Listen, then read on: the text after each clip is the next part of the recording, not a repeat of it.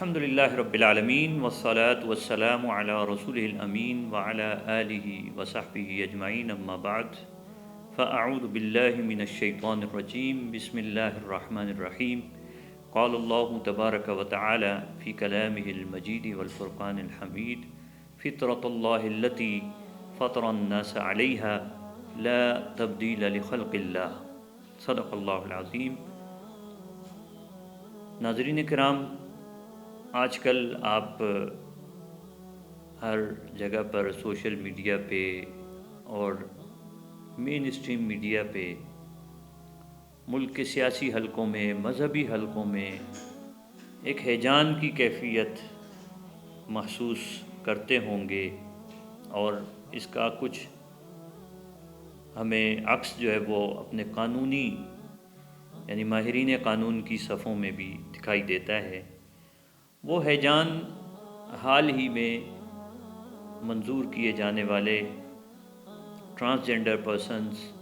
Protection of rights act 2018 کے حوالے سے ہے، جسے ہم ٹرانسجنڈر افراد کا تحفظ حقوق کا قانون کہہ سکتے ہیں۔ یہ ہیجان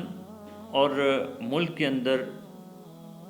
ایک بے چینی کی جو کیفیت ہے، یہ اسلامی جمہوریہ پاکستان میں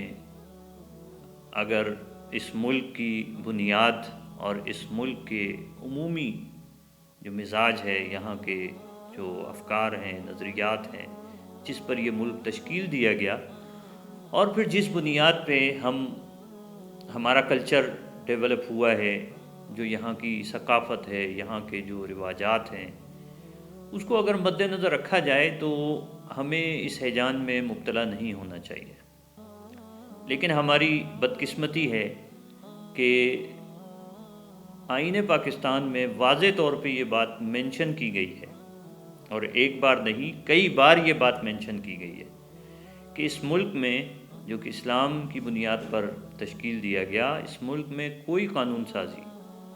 قرآن و سنت کے منافی نہیں ہو سکتی۔ لیکن ہم آئے روز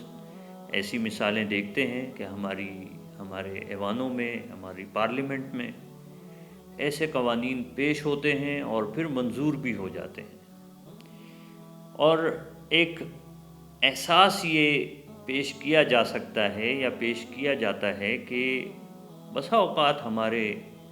قانون ساز فورمز پر موجود افراد کو اس کے مضمرات کا بھی پوری طرح سے علم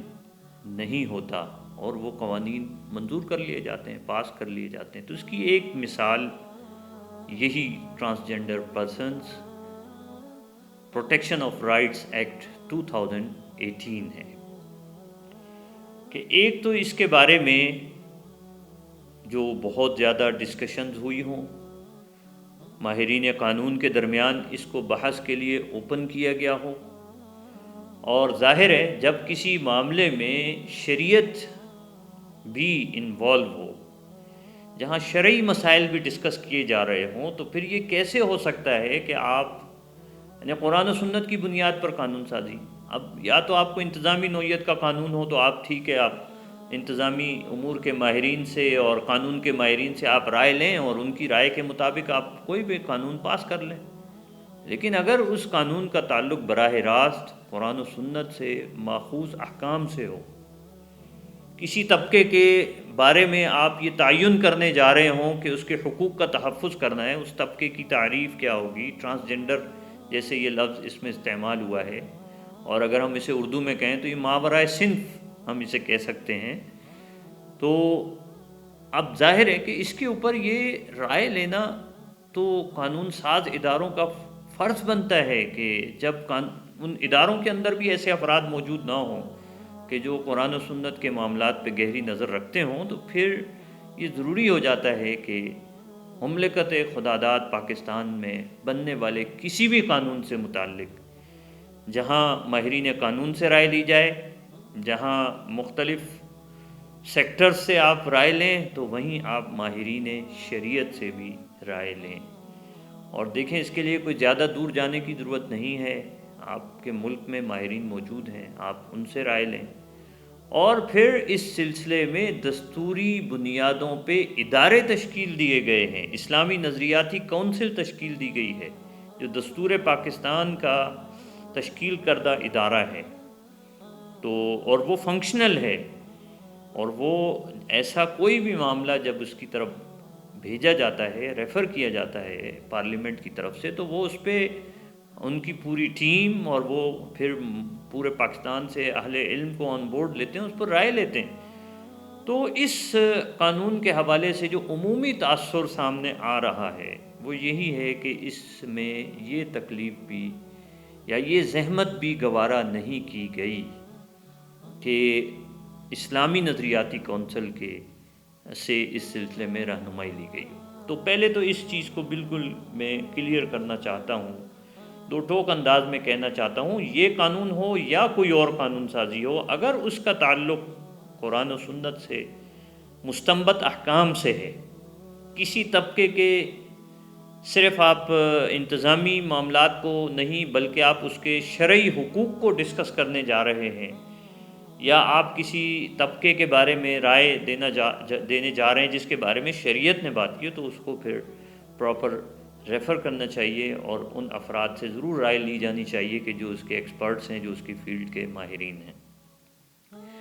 یہی چند پہلو اور بھی ہمیں مد نظر رکھنے چاہیے. دیکھیں، اللہ رب العالمین نے قرآن حکیم میں واضح طور پر ارشاد فرمایا ہے کہ خلقت بھی اسی کی ہے اور حکم بھی اسی کا چلے گا. لہ الخلق و لہ الامر، کہ جتنی بھی یہ کائنات ہم دیکھ رہے ہیں، جو ہمارے سامنے انسانوں کا ایک سیل رواں ہے، یہ کس کی خلقت ہے؟ یہ اللہ رب العالمین کی خلقت ہے. اور جب اللہ رب العالمین کی خلقت ہے تو پھر حکم بھی اسی کا چلے گا. دوسری بات جو سورہ روم میں اللہ رب العالمین نے ارشاد فرمائی کہ فطرۃ اللہ التی فطر الناس علیہا لا تبدیل لخلق اللہ، کہ اللہ کی قائم کردہ فطرت پر انسانوں کو چلنا چاہیے. اور یہ اللہ کی فطرت وہ ہے جس پر اللہ تعالی نے انسانوں کو پیدا فرمایا ہے. جس کی خلقت جس نہج پر ہوئی ہے، جس انداز سے ہوئی ہے، تو وہ اللہ کی خلقت ہے اور اسی پر قائم رہنا چاہیے. اور اللہ کی خلقت میں کوئی تبدیلی نہیں ہو سکتی. لا تبدیل لخلق اللہ. یا اس کو مصنوعی طور پر بدلنے کی کوشش کرنا، یا مصنوعی طور پر اس کے اوپر کوئی ایسا اس کو کیموفلیج کر لینا، اس کو پردہ خفا میں رکھنا، یہ شریعت میں مستحسن عمل نہیں ہے. اب آپ دیکھیے یہ کون کرتا ہے، یہ عمل کون کرتا ہے؟ یعنی آپ اس میں یہ بالکل واضح ہو جائے گا اس سے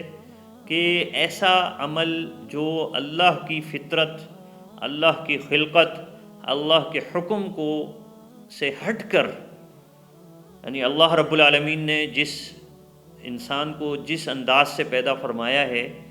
اور اس میں یہ بھی میں وضاحت کر دوں میں اگلی بات کرنے سے پہلے کہ دیکھیں، اللہ رب العالمین نے عمومی طور پر جو انسانوں کی تخلیق فرمائی ہے وہ تو مرد اور عورت کے جوڑے کے انداز سے، مرد ہیں، عورتیں ہیں، کثرت سے ہیں. اور اللہ رب العالمین نے بالعموم یہی یعنی انسانوں کی پیدائش اس کے مطابق فرمائی ہے. لیکن دیکھیں یہ بہت کامن سی بات ہے، کوئی ایسا نہیں ہے کہ ایکسٹرا آرڈنری کوئی بات ہے. انسان معذور بھی ہو سکتا ہے، ٹھیک ہے، اللہ تعالیٰ سب کو محفوظ رکھے، لیکن انسان کے اندر معذوری ہو سکتی ہے، پیدائشی طور پہ بھی ہو سکتی ہے، اور کسی حادثے کے نتیجے میں بھی معذوری انسان پر آ سکتی ہے. تو جب ہم یہ بات تسلیم کرتے ہیں تو بالکل اسی طرح سے ممکن ہے کہ اللہ تعالیٰ کسی کو یعنی مرد اور عورت نہیں، وہ اپنے جسمانی ساخت کے اعتبار سے، اپنی ذہنی اپج کے اعتبار سے، اور اپنے دیگر جسمانی اعضاء کے اعتبار سے مرد کامل مرد ہو، خاتون کامل خاتون ہو. اور یہ بھی ممکن ہے، ہم انسانوں کی دنیا میں یہ بھی دیکھتے ہیں کہ اس کے علاوہ بھی ایسی خلقت بھی اللہ رب العالمین کی طرف سے ہوتی ہے. جیسے انسان معذور پیدا ہو سکتا ہے، اسی طرح انسان کے اندر طبعی طور پر یا پیدائشی طور پر کچھ نہ کچھ نقص ہو سکتا ہے، عیب ہو سکتا ہے، لیکن وہ نقص یا عیب وہ حقارت کا باعث نہیں ہوتا. مثلا یہ قانون جس مخلوق کو کے حقوق کو مد نظر رکھ کے تشکیل دیا گیا ہے، پہلی بات تو ہے کہ اس کو ٹرانسجنڈر کہتے ہی نہیں ہیں، ٹھیک ہے، ماورائے صنف نہیں کہا جاتا، وہ ایک صنف ہی ہے. اور اس میں ہاں البتہ یہ ضرور ہے کہ اگر اس کے اندر مرد کی یعنی خواجہ سرا جس کو ہم کہتے ہیں، اگر اس میں مرد کی صفات زیادہ ہیں تو وہ مرد میں کنسیڈر ہوگا، اگر اس میں خاتون کی صفات زیادہ ہیں تو وہ خاتون کنسیڈر ہوگی. اور اگر